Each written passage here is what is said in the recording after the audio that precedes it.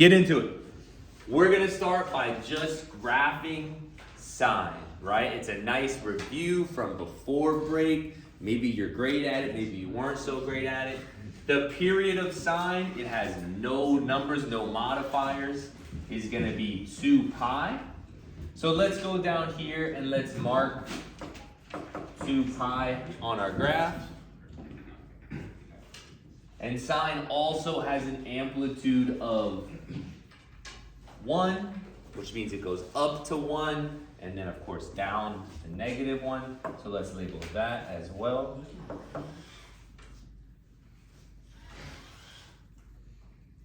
Now, one of our new strategies to make sure our graphs are getting a little bit better is we know that this graph of sine looks like this. It goes up a bit, and then it goes down a bit, and then it returns back to where it was.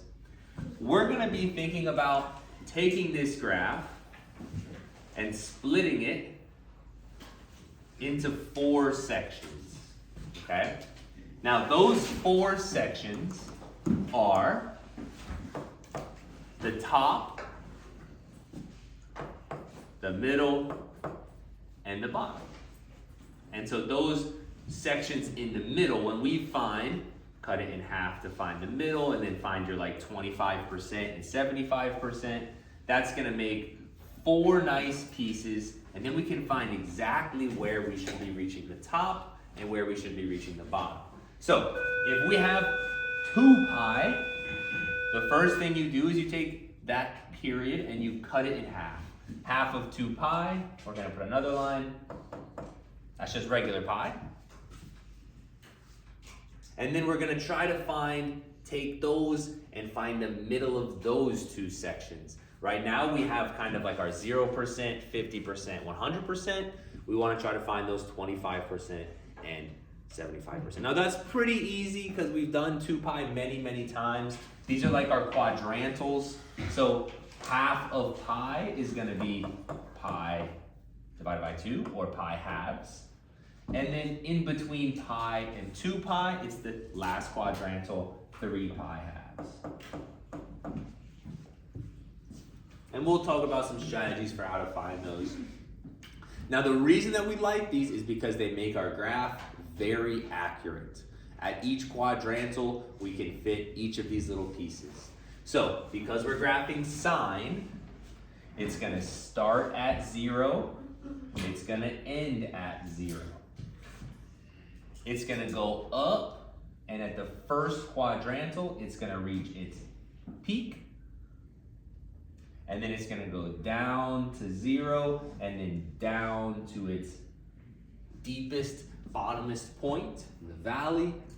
And with those 4, we're gonna be able to make a perfect graph of sine, a nice curve up, and a nice curve down. And that graph of sine is beautiful, precise, it looks great. And we're gonna go down and do the same thing for cosine. I'm gonna do this much faster for cosine. So down here, again, a nice little warm up, a nice little review, but it's the same thing, right? A period of 2 pi, so let's put 2 pi on here, an amplitude of 1, so we can put up to 1 and down to -1. Same thing, let's cut it in half to make pi. Let's cut it in half again to make pi halves, and then in between here is gonna be 3 pi halves. With those little quarters, we can set up our cosine. Now cosine's a little different. Instead of starting at 0, it starts at 1, and it ends at 1, because that's what makes it a period whenever you get back to where you start. Cosine's gonna make its way down to 0, and then down to its deepest point at the halfway mark.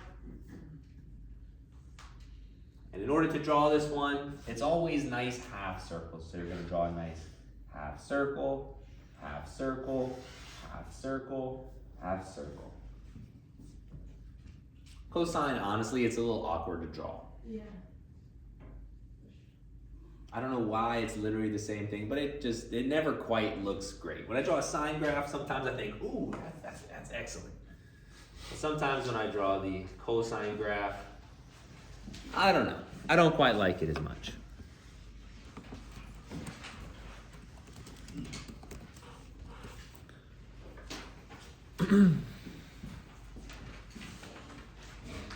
All right. Now, let's extend the, hold on, sorry if you're flipping, flip back to the front, flip back to the front. Let's extend these graphs by going backwards. Again, maybe we don't have to label them, but I think a good strategy that I'm trying to get us used to is pick your end, your middle, and then your 25, 75, and use those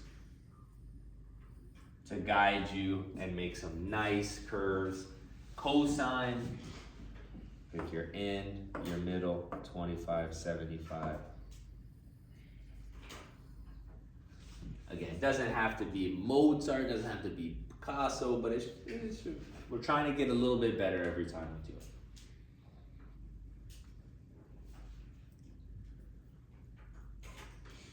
All right, now this is all review. Maybe you're getting a little bit bored. Maybe the lights are off. Here you go, wake up. Here's what we're gonna learn today. Like I kind of described to you earlier, we're gonna be learning about cosecant and secant. So first of all, we have cosecant and secant. When we were introduced to these, we were introduced that these were upside down versions of the other graphs, right? Cosecant was h over o, and secant was h over a. And that means that cosecant is upside down what? Sine. Sine. Okay? And then when we talked about secant, it was upside down cosine. Now, here's where I need you to pay attention. Here's where I need you to kind of wake up a little bit. We already talked about how if we had the graph of sine, well, that one's an ugly one. Much better. Then if we put a negative in front of that sine, it would flip it upside down. So cosecant is not the same, okay? Cosecant has nothing to do with taking the sine graph and flipping it upside down, all right? Cosecant has to do with taking all of these values and flipping these values upside down. Now, here's what that means, okay? If we look at our quadrantals that we have, okay? What is the y value right here? It's an easy number. 0. 0, right? Okay, so we have 0. What is the y number right here? 1. And then what is this? 0. And then what is this? Whoa. -1, you're right. And then what is this at the end? 0 again. Now, cosecant, these are our sine numbers. Cosecant needs to be upside down of those sine fractions, right? Not the sine graph, but the sine fraction. So, what is 0 when we flip it upside down? 0. It is undefined. If you think about this as 0 over 1, which is kind of weird, why would you do that? When you flip it upside down, you're going to get undefined. What is 1 upside down? 1. What is 0 upside down? Undefined. Okay, what is -1 upside down? It's still -1. And then what is 0 upside down?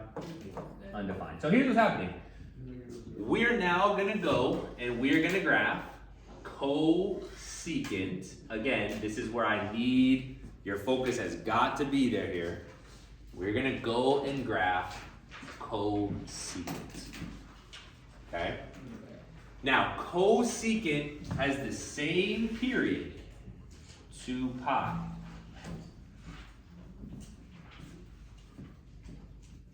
Now, amplitude. Amplitude normally is talking about the highest point and the lowest point, but we haven't really seen our graph yet. So we haven't quite seen enough to talk about amplitude. Okay, I'm gonna graph, and you're gonna graph on top of this sine graph, the cosecant graph, and you'll see why in a second. Now, you have an option to do it with your pencil, which might be a little bit ugly, a little bit of a mess. A second color is gonna make this a much better learning experience. And I have these green highlighters that I think are pretty good. Does anybody want a green highlighter for their notes? Sounds good. Again, these are not necessary, but if you want to have some nice notes, maybe make the most of your learning today. Ooh, Christmas colors. Does anybody want a green highlighter? I'll come back here. Gotcha. Here. Anybody? Got two more? One more? That's all. Okay, cool. Okay, I'll make mine green. Here we go. Where this graph says undefined, where it says 0 is going to turn into undefined. And the undefined is like a slope of a vertical line, or it's really like an asymptote. So what's going to happen here is that where sine, oh, don't do that. Where sine is 0, we're gonna have an asymptote come into our graph. Now all of a sudden I know this is getting a little crazy because sine is 0 several times.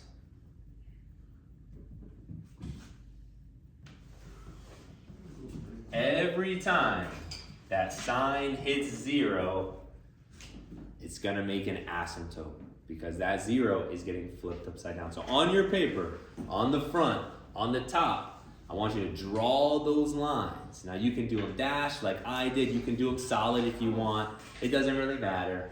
But this is very important. Draw these lines for these asymptotes.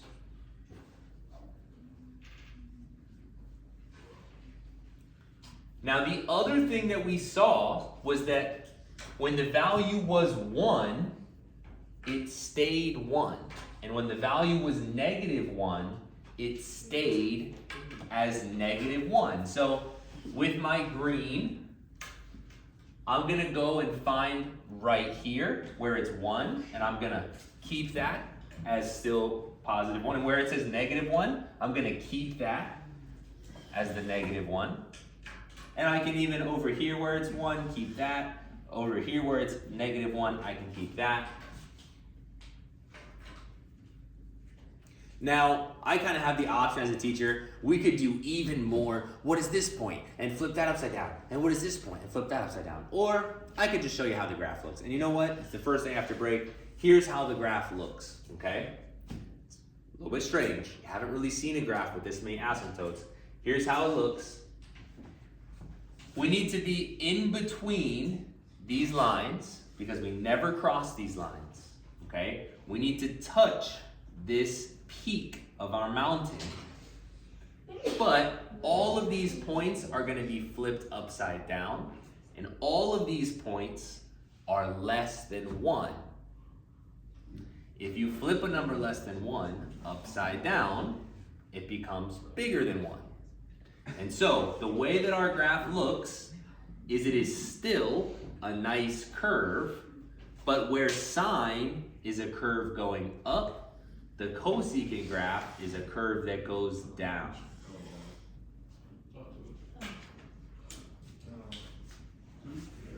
The way that this looks, and I'm going to switch up my colors so that it's super obvious to see what's going on here. I'm going to go to purple. Is that the cosecant graph goes in between each of these asymptotes and comes from all the way at the bottom, and then it just kind of kisses the top of that bump, and then it goes all the way back down again, just like a normal asymptote. And so we just go to each of these little gaps, and we just make a nice little curve.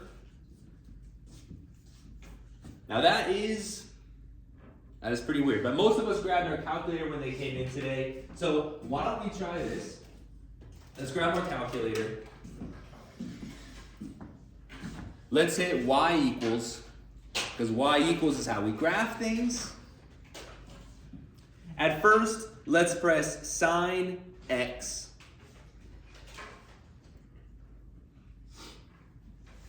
And let's hit graph. See how this looks.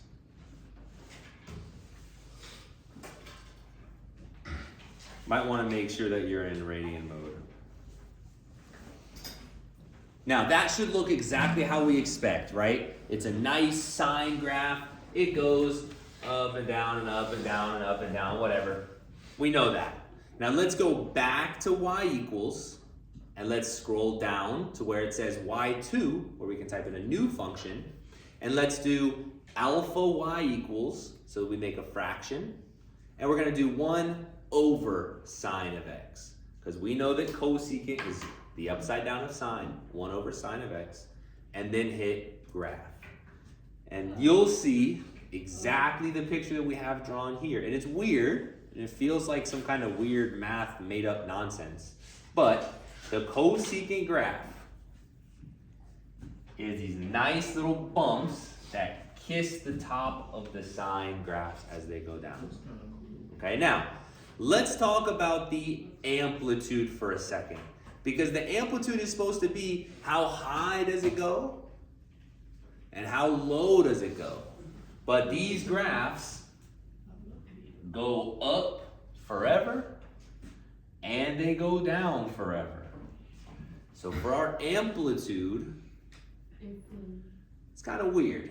If we were really going to talk about the true amplitude, the answer is either like negative infinity to infinity, which is, I don't know, but then you also have this gap in the middle where you don't really just, so honestly for amplitude, what we're gonna say today is just none. We're just not gonna worry about that amplitude because it just doesn't really make as much sense for these graphs. Now, I've done a bit of yapping, a bit of talking here. Here's the good news. The reality is, this is not that much different than what we did before. We know how to graph cosine, and so let's grab a different color. Let me grab a more fun color. Let's grab like a pink here. Okay, grabbing a pink. Anytime that you have a 0, it has to be flipped, and it has to become an asymptote. So 0, 0, 0, 0. Every time that you have a mountain or a valley, you should have that little U shape come out of nowhere and then kiss the top of the valley and then go back up. So for example, here in the middle, whoop, there it goes. Here at the bottom, there it goes. Here at the bottom, there it goes. Of course, there would be one here and there would be one there, and it would go on forever in both directions. Now, I didn't label this very well, so of course this would be the graph of secant. It does still have a period of 2 pi, but the amplitude for today, we're just going with none. Maybe we'll talk more about it tomorrow, but. Okay, at this point, what we've learned so far is that the graph of cosecant and secant, they're a little weird, but in reality, if you know how to graph sine, you're pretty much done, right? It's just graphing sine and then a little bit extra. So let's go on. Go to the next page here. So what's going to happen as we do these questions is we're going to be graphing the secant or the cosecant, and we have to start with the sine or the cosine, okay? Get a little sine or cosine sketch, and once you have that sine or cosine sketch, then let's go and make our secant graph. So first of all, what is the reciprocal of secant? Cosine. Nice job. What would the amplitude of this question be? So it kind of depends how you want to think about it. The amplitude of this function, this 3, is going to be an impact. right? It's gonna be where the top of our cosine is, which means it's gonna be where the bottom of our U shape is. So that 3 is kind of important, but when it comes to the end here, again, the amplitude, right? Maybe you wanna think about it like 3, maybe you wanna think about it like none. You kind of gotta keep those both in, right? Now the period here has been changed. Remember the period is 2 pi over b, which is 2 pi over 4. And so what is our period gonna be for this question? Pi halves. Okay, so let's see if we can do this and not take a million years to do it, okay? Pi halves is the period. Pi halves. I'm gonna put that out there. 3 is like the amplitude kind of, so I'm gonna go up to 3 and I'm gonna go down to -3. Now, I might not even have to label these if I can just draw the 50% and then the 25, 75%. And those can just give me the idea for where my cosine needs to be spaced out. I know that my cosine graph is going to look from the top to the bottom to the top. And again, cosine never really looks perfect. That's a bit better, I guess. Now, that's not really what we want. What we actually want, I guess I'll go backwards too. What we actually want is our secant. I'm gonna go with a color here. Let's go with an orange, I guess. It's actually not very difficult at all. The zeros become the asymptotes. So find your zeros and chop those into lines. And then find your tops and your bottoms and connect them with those little U shapes.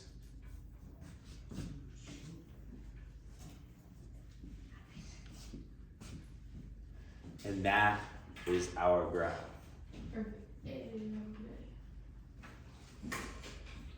Now, at this point, it probably looks like if you just walked in from the bathroom, oh my God, he's just drawing random shapes. But again, start with your sine or cosine, draw your asymptotes, draw your U's. In reality, it's barely different than what we did last week. Now we're gonna finish with one new kind of thing that we didn't do on the front, which is the range. We talked about how amplitude doesn't really make all that much sense. The range used to be something like -3 less than or equal to y less than or equal to 3, right? It used to be we want to stay in this range, but the reality is for secant, for cosecant, that secant and cosecant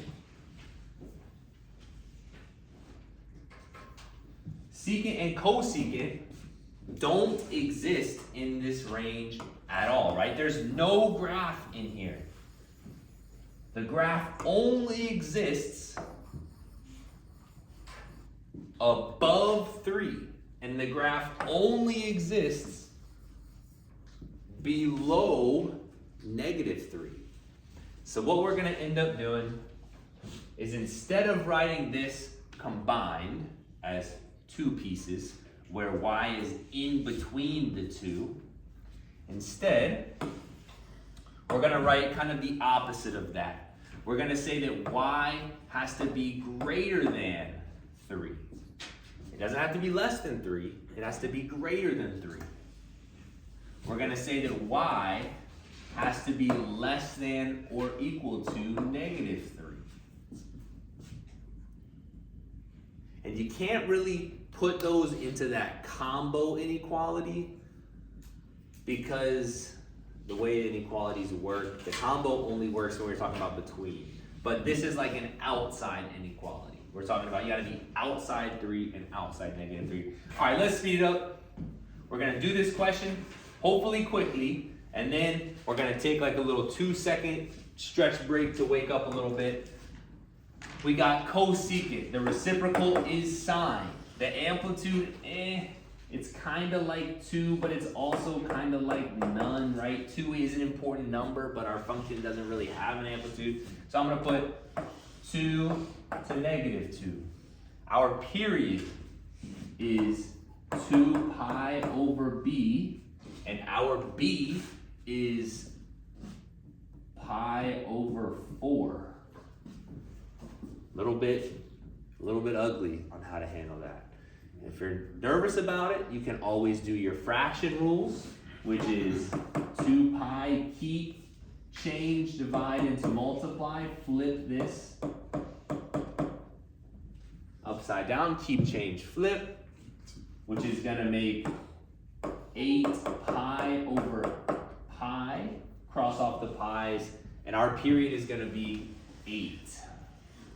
So I'm gonna go ahead out here and put an 8. I'm gonna chop it in half and then into quarters, 25%, 75. I'll do the same thing over here. Boom, boom, boom, boom. This needs to be a sine function, so I'm gonna sketch a real quick sine. Up, down, up. God, the signs always make me feel like I'm the best artist in the world. Up, down, up. Oh yeah, that was pretty cute. Bonito. Wow. Okay. From here, we're then gonna draw our graph, and again, it's not a long process. Zeros get chopped into asymptotes. Go with your U's, and they kiss off the tops and the bottoms. And the last thing that we need to talk about is the range. And again, you just work with that number, the number 2.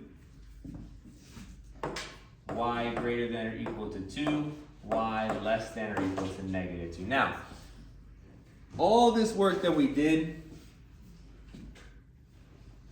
we made a mistake. We did all of this. What happened? What did we do?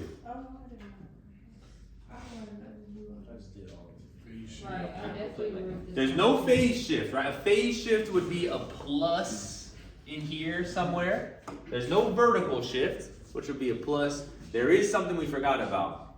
Wait, oh, it's negative. It's this negative. Now, if you already draw, that's fine. Just hold on. I'm not going to make you erase the whole thing. But what would happen with that negative? Because we did this fast. What would happen based on this negative? Our sign will flip upside down. So our sign would end up looking like this. And then how would that affect our graph of cosecant? Instead of having the u's, here, let me do this. I'm gonna click on this, flip it. I'm gonna click on this. Please wait, flip it. What happened to go? Okay, there we go, we got it. Now, what would happen is that these u's, oh no, these u's are in the wrong place. Oh, I don't know if it's gonna let me grab those u's. Those u's end up in the wrong place, right? Because they're not kissing on anything, so they need to switch. So what ends up happening with this negative? Basically, all of the u's, which are in these every other gaps, right? Because they go yes, no, yes, no, no, yes, no, yes. They all get kind of flipped and rotated with that negative, which means this U kind of gets rotated, and this U gets rotated, and this U goes here, and this U will go here. Now, if you drew all that, that's okay. Write some notes. I can erase it. And you don't have to worry about it too much. But just kind of know that that negative, it doesn't really make it look that much different. It just makes all your U's kind of get shifted one box, if you think about it like that. Okay, we got one page left, and we got some shifts. We got a vertical shift, and we got a phase shift. Before we do that, I thought I could pause this recording, but I don't know if this is taking photos when I do that. All right, little bit of a break. 10 seconds. Do you need to stand up and do a stretch? Can you do a pat in your stomach and rub your head or whatever it's called? I don't know. A little bit of a jumping jack. Swing your arms a little bit. A little bit of a stretch. I got a game tonight. I think we should just take that part. Take a nap. Yeah. All right. I think it was only me that took a stretch, but that's okay. Got a game tonight. Late. Here we go. Last one. We got 10 minutes till lunch. We're gonna lock in. We're gonna do these 2 questions. Boom. Get out of here. Okay. Reciprocal function of secant is cosine. The amplitude, 2, kind of like none. But let's not forget that we have a negative sign. That's gonna flip us upside down. We kind of goofed it last time. Let's lock that in for this time. The period here would be 2 pi divided by what? Pi, which is 2. All right, I'm gonna go here. This is gonna be 2, chop, chop, chop. Go here, chop, chop, chop. My amplitude I saw was 2, so I'm gonna mark this as 2. I'm gonna mark this as negative 2. And I don't wanna forget that we have that negative sign, but there's something else that this question has. It has this 2 up there at the start. So we start with 2. So that 2 is a vertical shift. It is not inside the function. It's added or subtracted outside the function, which means our whole function, instead of going down to negative 2 and up to positive 2, it needs to be shifted up 2. Meaning, it's not gonna go up to 2, it's gonna go up to 4. Now, a couple different ways you could draw this, right? I mean, you get to label your own picture. So maybe you did it like 2 and then 4. It doesn't really matter all that much. And then this negative 2 needs to go up 2. So where's the bottom gonna be? 0. At 0. Okay, so we should be between 4 and 0 for our test drive cosine. So let's do it. Let's draw the cosine upside down. Here we go.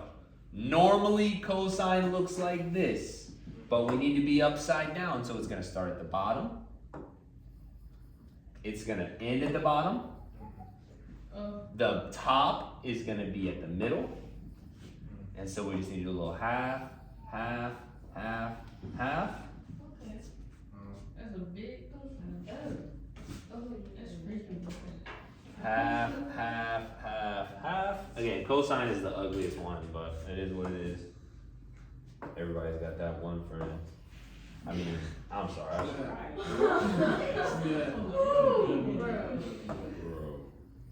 You guys, I can't draw it. Okay, that's not bad. Okay, here we go. Now, remember, that cosine is not right, so let's finish. Now, here's what makes this tricky. So hold on for just a second. Here's what makes this tricky, okay? We want to go through and give ourselves some vertical asymptotes. And typically those vertical asymptotes have been coming through at 0, 0, 0. But the reality is, that's not right. Those vertical asymptotes, those zeros, need to come through where they kind of are supposed to come through, where the original cosine graph, which looks like this, hits 0. Not where the upshifted graph hits 0, but where the normal one hits 0. So what that means is, you should never be drawing a graph, a vertical asymptote, where you also have a bottom, right? So I know that it shouldn't go there. The vertical asymptotes go for the tweener spots. Never at the tops, never at the bottoms. They go in these tweener spots. If you ever have an asymptote that's going right through a mountain, it's in the wrong spot. If you ever have an asymptote that's going right through a valley, it's in the wrong spot. Because when it's time to draw these, through the middle of that one, the middle of that one, okay, nice, okay, nice. Then we're going to the valley, to the peak. to the valley, to the peak, to the valley. We should never be having asymptotes right on top of both those. Now the range, y has to be bigger than what? And y has to be less than what? One of them is 0, one of them is 4. Bigger than 4, less than 0. All right, we're going fast. We're doing this too long. Here we go, lunch is coming. Big boy and girl question. Cosecant is the upside down sign. Does it have a negative? Yes. Be careful with this negative. Don't forget, like we did on the front. Okay, the amplitude, it's kind of like 3, it's kind of like none. And the period for this one should be 2 pi over b, and the b is 2. So it should be pi. I'm gonna come out here and draw pi, cut, cut, cut, cut, cut, cut.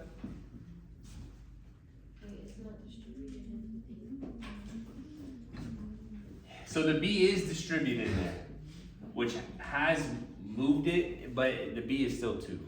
The number in front of x is always the b. Now, we're looking pretty good.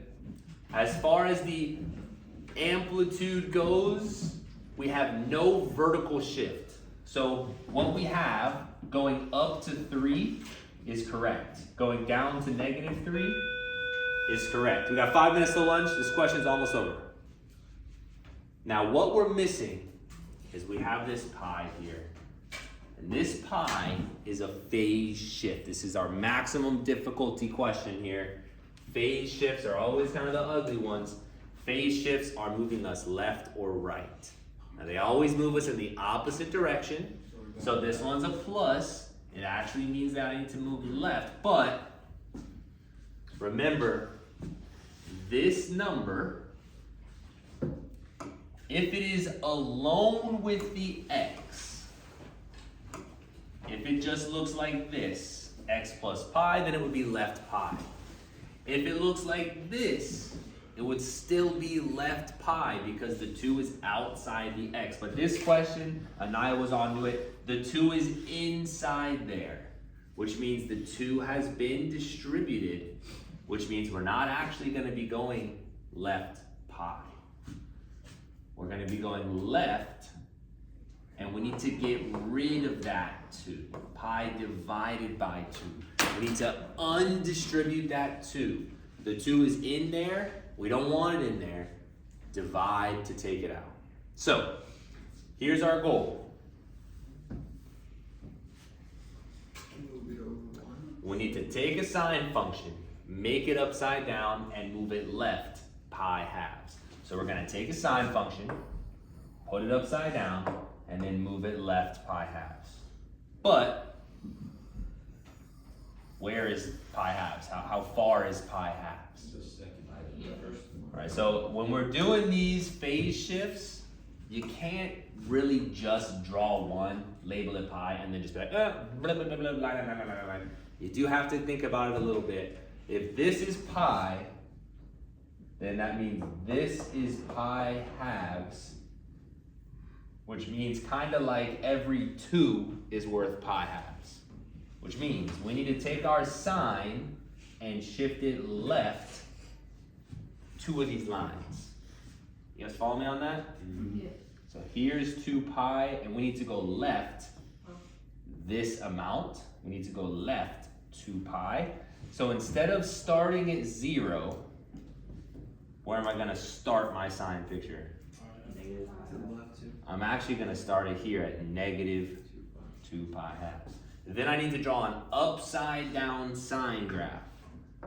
Upside down. Extend that.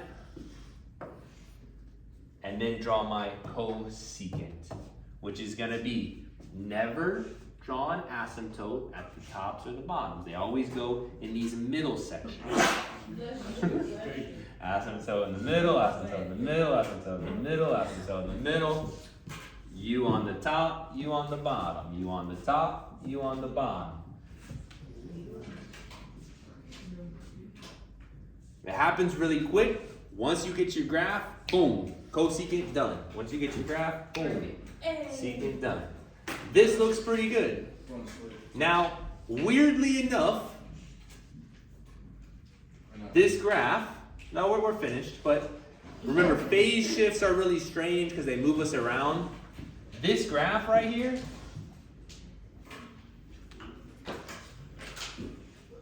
it looks a lot like sine, right?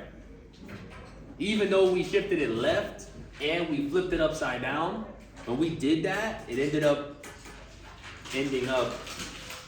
kind of like a normal sine graph. So that's where it's kind of weird. Some of these graphs get kind of repetitive. All right, we're done with the notes. Lunch is coming up.